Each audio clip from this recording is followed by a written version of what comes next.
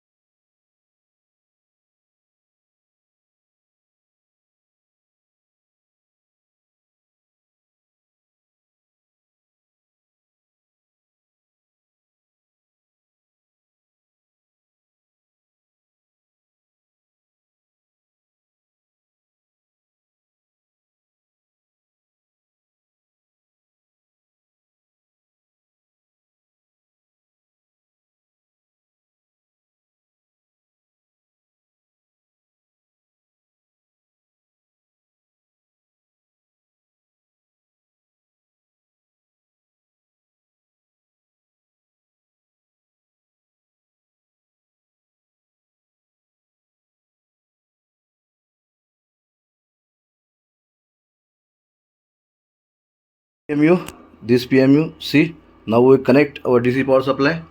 It's second now 0.090, almost 100 amp. Before it's only 0.040, and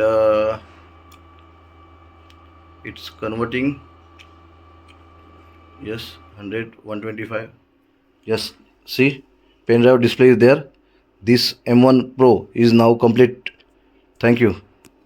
Dead laptop repair now. Thank you.